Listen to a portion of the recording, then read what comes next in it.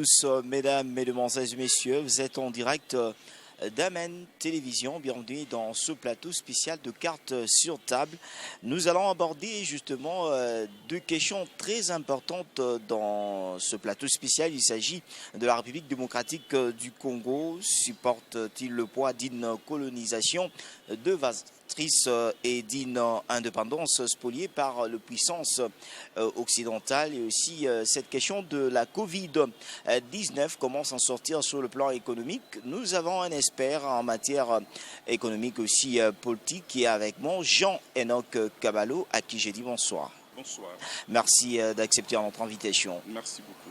Alors nous allons parler au moins la République démocratique du Congo. Vous parlez supporter le poids d'une colonisation devastatrice. Qu'est-ce que vous voulez dire par là? Merci beaucoup, monsieur le journaliste, pour votre question. Je comprends la sagacité avec laquelle vous me posez cette question. C'est avec beaucoup de passion que je vais beaucoup parler ce soir de la République démocratique du Congo, mon pays. C'est un pays qui me tient en cœur parce que c'est le pays de mes ancêtres, le pays de mes enfants après moi. Voilà qu'aujourd'hui, nous abordons sur cette question d'une colonisation dévastatrice, mais aussi la RDC, mon pays, aujourd'hui, il supporte un poids d'une dette insoutenable jusqu'à ce jour. Voilà que nous allons ce soir aborder sur ces deux points. D'entrée de jeu, il faut déjà comprendre que la République démocratique du Congo, mon pays, avant même son indépendance, fait l'objet des rises, mais aussi des appétits des puissances occidentales.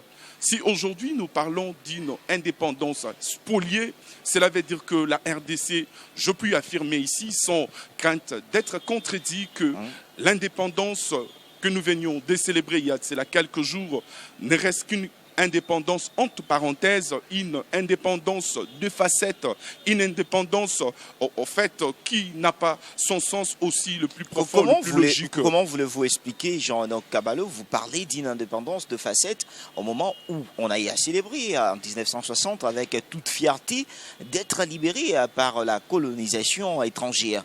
Comment vous expliquez quand vous parlez d'une indépendance de facettes? Mais voilà, pour comprendre cette question, il faut un peu reculer un peu plus en arrière des années, très longtemps avant même l'accession de notre pays à l'indépendance.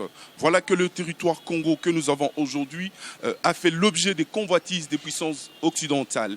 Vous vous souvenez avec moi que ce pays a été colonisé d'abord par un seul individu, qui s'appelle le roi belge Léopold II. Exactement, cet homme se crut être le maître, sinon le propriétaire total de notre territoire national. Ah oui. Alors qu'à cette époque, c'était l'époque où on a constaté qu'il y avait, je vais dire ici, de l'exploration ou soit des investigations au niveau de l'Afrique centrale. L'homme très malice et très malin qu'il était a pu s'accaparer cet grand territoire plus grand, 80 fois plus grand que sa Belgique natale. Voilà qu'après cela, l'homme a voulu chercher des moyens, des voies et moyens pour maintenir au fait la même mise de son pouvoir ou de son règne sur ces territoires étrangers qui n'étaient pas son territoire en fait propre. Mais voilà qu'à côté de cela, l'homme a compris qu'il ne pouvait pas gérer aussi ces territoires tout seul. Il a voulu associer d'autres prédateurs, notamment d'autres pays occidentaux, notamment les États-Unis, notamment la France, la Grande-Bretagne, le Pologne et que sais-je. Mais voilà que ces pays, mon pays, la République démocratique du Congo, était devenu un marché de tout ce pays. Un marché à la merci de tout le commerçant, je vais dire ici, à tout celui qui voulait faire ses transactions ici, était le bienvenu au Congo. En fait, le Congo est devenu déjà à l'époque un bien commun mondial. Il faut le souligner, un bien commun mondial. Pourquoi? Parce que dans notre pays, c'était une colonie internationale, dont les États-Unis, la France, la Grande-Bretagne et d'autres pays pouvaient faire leur business sans être inquiétés. Et qu'est-ce qui faisait qu'aujourd'hui, nous étions colonisés par la Belgique, les États-Unis, que ce soit la France, puisse intervenir dans nos dossiers, dans nos problèmes, être à côté de la Belgique? c'est dû à quoi, compte tenu peut-être de certaines richesses qu'on avait? Exactement. La question est la richesse de la RDC. C'est un pays très béni par Dieu, un pays qui regorge de richesses incommensurables. Voilà ce qui a attisé la convoitise de toutes ces grandes puissances déjà à l'époque. C'est comme ça que la France voudra mettre sa main, la Grande-Bretagne, même le Pologne et consorts, et tous ces pays avaient la même mise sur la gestion de ces pays. En fait, la Belgique jouait que l'avant-plan, mais derrière lui, il y avait d'autres puissances qui s'est disputées, n'est-ce pas, le territoire national. Tout ça à cause d'énormes richesses qui regorgent la République démocratique du Congo, alors, mon pays. Jean-Honoré Kabalo, toutes ces mêmes mises, vous venez justement de parler, étaient justement pour l'avantage du peuple congolais, ou c'était justement pour venir s'encaparer de nos richesses et après ruiner, piller, voler et partir? En tout cas, au premier plan, on nous a présenté comme une intervention humanitaire dans le pays pour, n'est-ce pas, pour des besoins de civilisation, des besoins d'émancipation, des besoins humanitaires dans notre pays. Mais le soubresaut réel dans ce dossier, c'était que c'était du pillage systématique de ressources naturelles. Et tout cela... Est-ce qu'on méritait, vous parlez du pillage, au moment où on savait peut-être que dans ces temps-là, il y avait peut-être 16 diplômés congolais qui n'étaient pas tellement très compétents d'exercer certaines de fonctions. Comment vous voulez dire, expliquez-vous en moins. Ce que je suis en train de dire ici se passe beaucoup d'années bien avant ce que vous êtes en train d'évoquer ici. Ça se passe déjà dans les années 60. Mais bien avant cela, les puissances occidentales, les puissances coloniales, se partageaient déjà les gâteaux bien avant. Ah oui. Donc la Belgique était là comme le point commun, le point d'entrée de toutes ces puissances occidentales. La Belgique facilitait que l'entrée à tout ce pays. Je vais dire ici, j'étais en train de dire tantôt du pillage de ressources naturelles. Ce n'est pas aujourd'hui. Ah oui. Le roi Léopold lui-même a pillé, mais à côté de lui, il y avait les États-Unis qui se servaient à tout bout de champ, mais aussi la France, la Grande-Bretagne. Tout cela, pourquoi à un seul individu, le roi belge, le souverain belge, de s'emparer de toutes ses richesses. Lui jouait le pont, alors que ceux qui étaient derrière lui pouvaient se servir sans beaucoup de difficultés. Alors il s'est emparé de notre richesse, de la République démocratique du Congo dans le temps de Zaïre. Et nous avons vu, Léopold n'était pas encore au pays, maintenant ce sont le fils de la République démocratique du Congo qui était à la gestion. Mais on comprend que c'est comme si nous sommes toujours indépendants. Exactement. Je vais un peu remonter un peu plus haut que cela. La machine a été déjà mise en place. Il y avait déjà tout un système très bien élaboré. Même après l'indépendance, la soi-disant indépendance, les choses sont restées comme telles. La gestion du fils du pays n'a rien changé, n'a rien impacté. Ça signifie que vous voulez nous expliquer aujourd'hui qu'avec tout ce que nous sommes en train de dire, qu'à 60 ans d'indépendance, la République démocratique du Congo est toujours dépendante aux Occidentaux. Exactement, parce que leurs ambitions n'ont pas changé, leurs attitudes n'ont pas changé. En fait, leur machine n'a pas changé de position. De la même façon que bien avant 60, toute une machine politique, toute une machine de vol, de pillage, toute une machine leur servant, n'est-ce pas, d'avoir la même mise sous le contrôle de richesse et des individus du Congo. Cette machine n'a pas bougé sa position. Alors, qui permet au moins, Jean-Honoré Kabalo, qui permet au moins à ces Occidentaux d'entrer facilement et être toujours sous notre œil, de regarder tout ce que nous sommes en train de faire? Est-ce que c'est nous-mêmes d'abord qui sont le Congolais, ou bien c'est eux-mêmes à travers une diplomatie tout à fait exigeante et qui leur trace la route d'entrée en République démocratique du Congo? Écoutez mon cher ami, d'abord il faut comprendre que quand en 1960, au mois de février, la classe politique du Congo à l'époque est allé à la table ronde de Bruxelles pour discuter, n'est-ce pas, sur la question de l'indépendance de la RDC. Après cela, il y a eu une deuxième table ronde, je vais le rappeler ici, la table ronde économique. beaucoup de soubresauts, beaucoup de choses se sont passées à l'époque.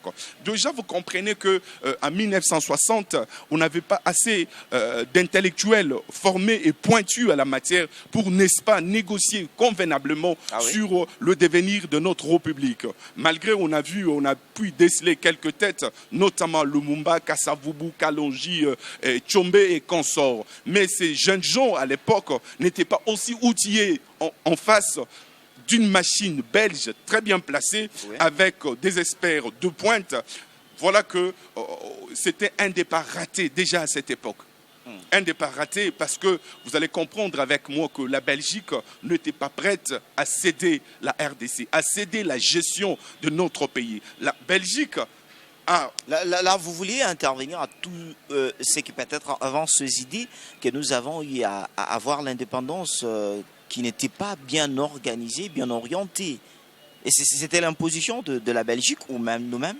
C'est vrai que la RDC était prête, selon nos élites de l'époque, à acquérir ou soit arracher l'indépendance. L'indépendance, je vais le dire ici, a été arrachée. Arrachée pourquoi? Parce que nous devons nous autodéterminer. Non pas mérité, été arraché. Nous l'avons arraché parce que nous devions nous autodéterminer. Sur le plan politique, ce qui n'était pas chose facile parce que l'homme blanc n'était pas prêt à céder cela. Mais à côté de cela, je vais rappeler encore, il y a eu ce qu'on appelait la table ronde économique. Les intellectuels congolais à l'époque ont voulu encore s'autodéterminer sur le plan économique, chose qui n'a pas été facile. Je vais le rappeler encore une fois de plus ici, que toutes les clés économiques de cette nation restent encore au jour d'aujourd'hui en Belgique. Vous allez vous étonner avec moi. Comment vous expliquez que toutes ces clés restent avec la Belgique au moment où nous savons qu'aujourd'hui on déclare l'indépendance après 60 ans de l'indépendance? Ça signifie, vous voulez me dire que la République démocratique du Congo est toujours dépendante de la Belgique. Exactement. Voilà que la machine qui a été mise en place, la machine économique que l'homme blanc avait mise en place, fonctionne encore en ces jours convenablement. Vous n'allez pas me contredire. Aujourd'hui, nous avons une économie extravertie, tournée toujours vers l'extérieur, une économie quasiment dépendante de l'extérieur. Ça, c'est le système que l'homme blanc avait mis en place. 60 ans après, les choses sont restées les mêmes. Vous n'allez pas me contredire sur ce point. Mais voilà que l'homme blanc, à la table ronde économique... Alors, qu'est-ce qui a fait que 60 ans après l'indépendance de la République démocratique du Congo, l'économie de la République démocratique du Congo reste dans les mains des expatriés, au moment où ces gens-là ne sont pas les premiers à faire les économies favorables chez nous? Ben voilà, mon cher ami, tout est parti de ce qu'on a. La malorganisation de nos dirigeants qui ne sont pas arrivés à faire l'importance d'une économie tout à fait totale dans les mains de ceux qui sont les enfants du pays. Non, ben écoutez, un départ raté a commencé déjà en 1960. Voilà qu'à la table ronde économique, il y a eu quelques Congolais, mais peu outillés, moins expérimentés, novices dans la matière, en face d'eux, des interlocuteurs, je vais dire ici, très outillés, qui maîtrisaient les dossiers au bout de doigts. Je parle ici des experts belges, en face d'eux, des demandeurs, en face d'eux, de jeunes étudiants, en face d'eux, quelques Congolais, peu expérimentés, novices dans la matière, qui n'avaient pas assez de maîtrise sur le domaine de l'économie. Voilà que la Belgique joue un hold-up économique. Il y a eu un vol qui s'est passé. Il y a eu une expoliation qui s'est passée. Il y a eu des pillages. Il y a eu un détournement bien maquillé qui s'est passé. Un détournement réalisé par la Belgique. Exactement. Pourquoi? Parce que vous vous souviendrez avec moi qu'en 1960, même bien avant cela, l'économie de notre pays était entre les mains de colons belges. Il n'y avait aucun Congolais à l'époque qui pouvait tenir une bourse, sinon une entreprise aussi de taille. Tout était entre les mains de Belges. C'est ainsi que quand on a annoncé qu'au 30 juin 1960, il y aura, n'est-ce pas, l'indépendance, il y a eu une panique générale dans le milieu d'affaires belge. Je reviens ainsi, je vais ouvrir une parenthèse. Je voulais justement vous poser une question très importante que les téléspectateurs sont en train de nous regarder pour ce moment. On parle d'une indépendance dans la douleur. Ça veut dire d'autres pays africains qui ont obtenu l'indépendance dans la douleur. Mais au cas exceptionnel de la RDC, on dit que notre pays a accédé à l'indépendance dans une relative quiétude. Ce n'est pas ce qui pose aujourd'hui que nous retrouvons une économie qui ne tient pas debout en République. Non, enfin, le problème, ce n'est pas cela. En fait, comme vous venez de le dire, j'affirme votre affirmation, c'est que la RDC est entrée dans une relative indépendance, une indépendance, dans un calme relatif, comme vous venez de vous le dire. Oui. Mais voilà que 2 semaines plus tard, je vais dire moins de 2 semaines, parce qu'au 30 juin 1960, le 11 juillet, il y a eu éclatement de la guerre dans notre pays, sur l'ensemble du territoire national. Sécession katongaise, État indépendant du Sud Kasaï, voilà ce que cela a produit. Voilà, c'était un calme relatif. Cette guerre qui était justement provoquée par les expatriés pour au moins puiser une nos fois richesses. De plus, basculer. Mais je voulais encore revenir sur ce que nous étions en train de dire ici. Voilà qu'à la table ronde économique, après un enveloppe économique, il y a eu un soubresaut, il y a eu des pièges qui ont été tendus aux jeunes diplômés ou soit aux jeunes étudiants de l'époque. On les avait fait venir, notamment il y a l'ancien gouverneur de la Banque centrale, M. Ndele et consorts, qui étaient étudiants à l'époque en Belgique, dont on a fait appel à monde économique. Entre-temps, je vais le souligner parce qu'il y avait déjà eu bien avant la table ronde politique et tous les hommes politiques de l'époque étaient déjà sur place en train de battre campagne pour leur pouvoir politique. Les politiques de l'époque, ils étaient ici en train de batailler, en train de discuter comment est-ce qu'ils devaient gagner des voix au niveau du territoire national. Entre-temps, ils ont délégué quelques personnes aussi novices dans la matière au niveau de la table ronde économique. Voilà que cette table ronde s'est soldée par une perte totale de l'économie congolaise. C'est là où la Belgique, c'est là où les puissances... Ça signifie, si je vous comprends, cette maladie... de non-arriver à aboutir à une résolution fiable n'a pas commencé aujourd'hui comme nous voyons avec toutes ces conversations, toutes ces consultations de politiciens. Ça a commencé depuis longtemps, qu'on arrive toujours à des échecs. Exactement, parce que vous aviez soulevé la question de l'indépendance. Voilà que...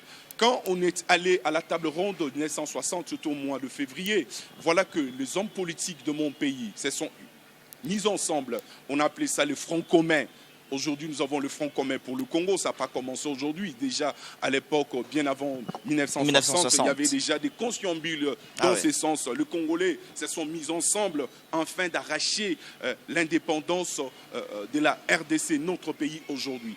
Voilà qu'après cela, la Belgique a eu à mettre sur pied, sur table, 2 propositions de gestion sur la question de la gouvernance. Je rappelle encore aujourd'hui que mon pays est resté un pays à gouvernance perfectible parce que jusqu'au jour d'aujourd'hui, la RDC recherche encore son destin politique, son destin économique et son destin social. Et alors, où est caché ce destin politique ? Mais ce destin nous a été volé en Belgique. Je le rappelle une fois de plus. Le Congolais a été trompé déjà à l'époque. Nous sommes déjà déclarés indépendants, monsieur. Mais s'il vous plaît, Enoch Kabalo, comment ça fait-il que notre politique, que ce soit l'économie, doit être dans la main de certains individus qui nous gèrent au moment où nous sommes déclarés indépendants? Mais voilà que déjà, à la table ronde économique, quelque chose se passe dont le Congolais à son temps, n'était pas en mesure ni de déchiffrer, ni de comprendre ce qui va se passer dans la suite du temps. Voilà que à cette table ronde, la Belgique a eu à décider, n'est-ce pas, a eu à décider que toutes les entreprises belges, parce qu'il faut le dire, toutes les entreprises belges ou du Congo indépendants qui étaient sur le territoire national, c'est-à-dire en RDC aujourd'hui, devraient choisir d'établir leur siège administratif ou social soit en Belgique ou soit au Congo, ou soit de suivre le régime juridique du Congo ou de la Belgique. La plupart de ces entreprises ont, n'est-ce pas, décidé de se mettre sous le régime de la Belgique. Et cela a entraîné une fuite de capitaux énorme pour le caisse de l'État de la RDC. Ces jeunes États qui venaient d'être mis en place a perdu l'essentiel, n'est-ce pas, de ce revenu à cause de cette fuite, de cette hold-up que la Belgique a organisée à la table ronde économique. Alors, nous allons un peu parler de toutes ces choses, comment faire pour que nous puissions avoir une économie. Moi, qu'est-ce qu'il faut faire d'abord pour que notre économie puisse revenir dans le main de Congolais, qui sont le fils, au lieu de voir ces Libanais, les Indiens, le Chinois, et qui tiennent aujourd'hui notre économie. Je ne sais pas comment qualifier ça. Mais voilà que je suis de même avis de ce que vous êtes en train de dire. Aujourd'hui, qu'est-ce qu'il faut pour que l'économie congolaise revienne entre les mains de Congolais? Je suis encore plus tenté de revenir en arrière. Ah oui? Pourquoi? Parce que déjà en 1960, on n'avait pas aussi des opérateurs économiques congolais. Les entreprises étaient entre les mains de l'homme blanc. À l'époque, il n'y a pas eu un transfert de connaissances. Il n'y a pas eu le transfert de technologie comme on peut l'appeler aujourd'hui. Voilà tout le départ raté que nous avions connu. Mais voilà qu'après cela, il y a eu déjà. Aujourd'hui, nous pouvons parler des Congolais qui se sont rodés sur la question, qui ont travaillé, qui ont pu étudier, qui ont des maîtrises, ou la connaissance ou la maîtrise de la chose sur le plan économique. Ah ouais. Aujourd'hui, ce que je peux dire, c'est que d'abord, nous devons comprendre que nous avons un pays très riche, très convoité. Mais qui a une dette illégitime, hein, avec le temps ancien. La République démocratique du Congo qui a une dette illégitime. Nous allons y arriver parce que nous allons y arriver. Aujourd'hui, nous devons chercher à obtenir, sinon arracher, notre indépendance économique. Pourquoi je dis cela? La richesse du sous-sol congolais, le minerai, doivent aujourd'hui profiter à notre peuple. Sinon, nous allons galérer encore 100 ans après l'indépendance de notre pays. Ça signifie pour vous, jusqu'à aujourd'hui, la RDC n'est pas indépendante sur le plan économique. Exactement. J'ai dit, j'affirme tout haut. Et je profite et j'invite les uns et les autres. J'invite les hommes politiques, les décideurs d'aujourd'hui, de s'y pencher sur la question avec beaucoup d'énergie. Sinon, nous allons pleurer. Quels que soient les individus qui seront à la tête du pays, le même problème vont rester intacts. Alors, où allons-nous toucher pour que nous puissions revenir avec notre économie? Je voudrais ici, parce qu'il y a beaucoup de choses qui se sont passées déjà en 1960, que les colonisateurs belges, l'homme blanc, se mettent une fois de plus à la table avec nous. Parce que derrière la Belgique, il y a toute une forêt de forces occultes qui se cachent et qui tirent les ficelles. Sur la République démocratique. Exactement. Voilà qu'aujourd'hui, nous connaissons une crise jamais connue, la pandémie de Covid-19, qui a aujourd'hui engendré une crise économique sans précédent, une crise sociale sans précédent. Mais pour y arriver, il faut aujourd'hui inviter une fois de plus une deuxième table ronde économique. La Belgique devait nous restituer, sinon nous remettre les clés de l'économie de ces pays. La Belgique a longtemps vendu ces pays au pouvoir occidental. Pourquoi? Parce que, à cause de nos richesses, à cause de nos minéraux, à cause de nos forêts, à cause de nos potentiels, la Belgique a dit, pense, je vais dire ici, il a vendu ces pays, il a permis la mainmise de toutes les puissances. Aujourd'hui, le Congo est pour ces puissances un marché international, un marché où tout le monde peut venir faire ses business sans être inquiété. C'est pourquoi Patrice Emery Lumumba a connu la mort, fut assassiné parce qu'un jour, il a tenu un discours souverainiste. Aujourd'hui, quiconque voudra tenir un langage, un discours souverainiste sur le Congo et toutes ses propriétés, et il sera le cible privilégié de ces puissances occidentales. On parle un peu sur le plan économique parce que nous sommes en train de nous acheminer vers la fin de notre plateau spécial. Aujourd'hui, nous avons la Covid-19. Qui bouge aujourd'hui le monde entier avec, sur le plan économique et que ce soit sur le plan politique. Est-ce que la République démocratique du Congo va s'en sortir après Covid-19? La RDC, mon pays... Parce que vous parlez que nous avons une économie qui est dans le main des expatriés. Exactement. La RDC, mon pays, est en mesure de s'en sortir à condition que vous avez parlé tantôt que nous supportons le poids d'une dette illégitime illégitime et odieuse même. Pourquoi? Parce que ce cycle d'endettement n'a pas commencé aujourd'hui. Je vais encore rappeler qu'à l'indépendance, lors du transfert, aujourd'hui, la RDC, mon pays, est sous le poids d'une dette qui lui a été transférée depuis 1960. Ah oui. Le colonisateur belge, alors qu'il était en train de faire les transferts, aujourd'hui, nous supportons une dette contractée par la Belgique avec... sur le marché international, je vais dire ici, la Belgique a dit contracter des milliards de dollars, mais qu'il a cédé sur la tête de la République démocratique qui du n'a Congo. pas même investi dans le Exactement. pays, Et cette dette et que n'a ce pas soit payé. même l'amélioration du Congo. On n'a pas vu la Belgique s'investir. Exactement. Je rappelle qu'en 1960, on n'avait aucun ingénieur, aucun juriste. Il n'y avait aucun... En fait, il y avait à peine 13 intellectuels universitaires disséminés sur une population de près de 14 millions d'habitants. Ah ouais. À l'époque déjà, la Belgique a laissé un pays qui n'avait pas des infrastructures aussi considérables comme on peut les constater ailleurs. La Belgique n'a pas suffisamment investi. C'est à peine en 1957 que la Belgique a commencé par le truchement de l'Église catholique à construire quelques écoles ça et là. Mais bien avant cela, avec une population de 14 millions d'habitants, on n'a pas assez d'intellectuels déjà à l'époque. C'est quelque chose que la Belgique doit aujourd'hui réparer. Au lieu que le souverain belge nous présente le regret sans réparation, nous demandons une fois de plus aux politiques congolais d'ouvrir les yeux sur la question et demander un peu plus à la Belgique qui nous doit beaucoup à nous et à nos générations futures. Aujourd'hui, nous étions en train de parler sur la Covid-19, certaines de résolutions, que faire pour que nous puissions traverser.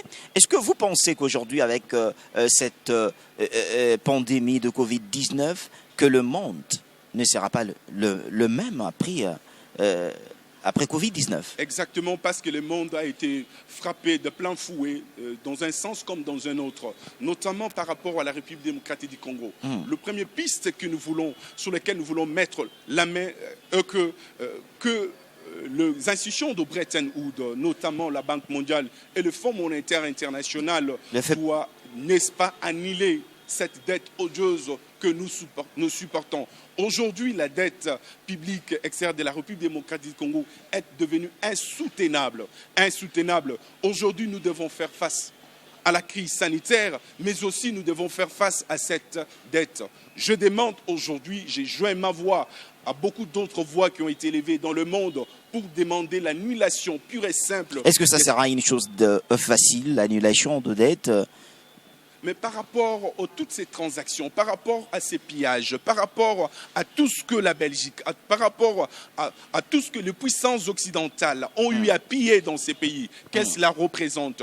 Aujourd'hui, la dette de la RDC avoisine à peu près 13 milliards de dollars. C'est quoi par rapport au pillage systématique que nous avons connu dans ces pays depuis 1960 jusqu'à ce jour? Qu'est-ce que la communauté internationale gagne dans ces pays si aujourd'hui elle peut accepter, n'est-ce pas, à annuler la dette qui pèse sur l'économie nationale. Vous avez vu en 2010, avec le Premier ministre Adolphe Mouzitou, qu'on a atteint le point d'achèvement avec l'initiative PPTE. Donc, c'est encore un autre mascarade montée de toutes pièces par ces institutions de Bretton Woods pour, n'est-ce pas, maintenir la République démocratique du Congo, mon pays, dans le cycle d'endettement. Je demande une fois de plus, avec la crise actuelle, pour que la RDC arrive à s'en sortir, au lieu de payer chaque mois des centaines de millions de dollars, 50, 100 millions de dollars, comme le paiement de la dette, que cet argent soit reversé à la crise sanitaire, à la crise économique, afin de soulager tant soit peu notre pays. Alors, aujourd'hui, on parle un peu de cette jeunesse. Que pensez-vous de l'avenir de la jeunesse 60 ans après? On parle de dette illégitime, on parle d'une politique avec tout ce que nous sommes en train de voir sur le plan politique, de querelles, des affrontements entre les politiciens pour leurs intérêts. Est-ce que l'avenir sera meilleur pour la République démocratique du Congo? Je suis affirmatif sur cette question, mais tout en mettant quelques réserves par rapport à ce que nous vivons et à ce que nous sommes en train de dire sur ces plateaux. Si rien n'est fait dans ce sens, les choses vont rester intactes. Je dis cela une fois de plus. Ça signifie que nos politiciens devaient au moins revenir pour penser à l'intérêt principal de ce petit peuple qui nous regarde pour le moment. Nous étions en train de parler tout à l'heure de la question de la dette. Mais voilà que ces institutions internationales, quand ils viennent chez nous pour donner des dettes ou donner de l'aide, ou comme on appelle l'aide au développement, ils s'intéressent très peu au social de la population. Déjà, le problème commence à ce niveau là-bas. C'est-à-dire, derrière ces offres qu'on a toujours entendues, FPI, Banque mondiale, il y a deux intérêts de ce propre expatrié qui cherche quelque chose en République démocratique du Congo. Quand ils viennent ici, non pas le social. Par exemple, le Fonds monétaire international, quand ils viennent ici, ils vous prêtent de l'argent. D'abord, c'est à ces conditions. Il y a un certain nombre de conditionnements, des conditionnalités qu'on impose. Qui ne servent pas à la population. Exactement, qui servent exactement seulement à leurs intérêts, qui ne servent en rien. Mais pourquoi nos politiciens sont proches et prêts à être d'accord avec ces gens de marché? Aujourd'hui, c'est de l'imposition pure et simple. Vous devez être éligible au crédit de la Banque mondiale ou du Fonds monétaire international. C'est-à-dire c'est juste une imposition. Une imposition, et cela est lié à beaucoup de conditionnalités qui vous coincent jusqu'à ce qu'accepter. Sinon, vous n'allez pas coopérer avec tel ou tel pays, vous n'allez pas assister à tel ou tel marché, vous n'allez pas participer à telle ou une autre action. Voilà au moins toute cette marmaille de conditionnalités qu'on vous impose quand vous ne voulez pas, ou soit quand vous voulez accepter aux aides. C'est-à-dire il est difficile d'être indépendant. Il est très difficile d'être indépendant. On vous conditionne, on vous met dans un carquois qui vous soumet, n'est-ce pas, à prendre cette aide. Sinon, si vous refusez, vous êtes exclu de beaucoup de choses dans la vie, ou dans la vie économique ou politique du pays. Donc voilà que vous êtes conditionné. Le FMI ou la Banque mondiale pose au moins une dizaine de conditions.